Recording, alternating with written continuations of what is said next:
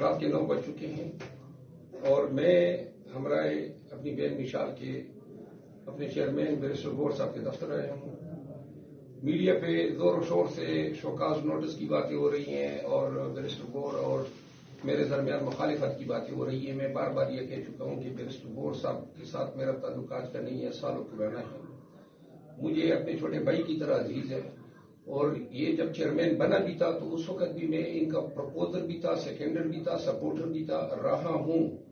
اور یہ جو غلط فہمی پیدا ہوئی، میں نے احتجاج کے حوالے سے پوری قیادت کے حوالے سے یہ کہا تھا کہ احتجاج میں ہم نے وہ رسپانس نہیں دیا جو ہمارا ہونا چاہیے تھا. اس میں ان کی نااہلی کے حوالے سے کوئی لفظ میں نے نہیں کہا تھا، لیکن اس پہ مجھے شوکاز نوٹس دیا گیا. بیرسٹر گور صاحب مجھ سے ناراضگی کا اظہار کرتے. میں نے آج انٹرویو میں بھی کہا جیو کو کہ میں آدھی رات کو بھی ان کے پاس جانے کو تیار تھا. آج میں آیا ہوں، میں یہ معلوم کرنا چاہتا تھا کہ میرا بھائی مجھ سے ناراض ہے یا شوکاز نوٹس جو ہے وہ خلائی مخلوق کی طرف سے آیا ہے. تو لہذا میں نے بیرسٹر گور صاحب کو گلے لگایا ہے، چوما ہے اور اس شخص کے ماتھے پہ جو ہے کوئی لکیر تک نہیں ہے.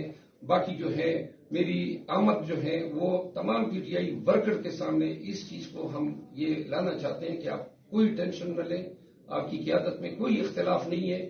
انشاءاللہ بیرسٹر گور ہمارے چیئرمین ہی رہیں گے.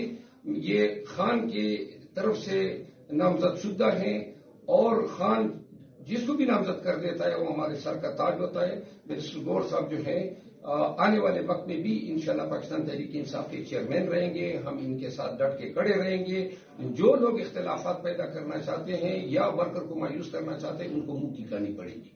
Thank you so very much. بالکل یہ آئے ہوئے ہیں. دیکھو پاکستان تحریک انصاف کے جو انٹرسٹ ہے وہ ہمیں سب سے عزیز ہے. اس وقت ہمارا لیڈر جیل میں ہے، باقی لیڈرشپ بھی باہر آنے میں بھی بڑی مشکلات ہے. ہم نے جو کامن انیمی ہے اس کا مقابلہ کرنا ہے، آپس کے اختلافات نہیں کرنے ہیں. ان کے آنے کا بہت شکریہ. یہ ہمیشہ واقعی جیسے انہوں نے فرمایا ہے بالکل ہمارے دوست ہے، بھائی ہے اور ہمیں بہت عزیز ہے. Thank you so very much.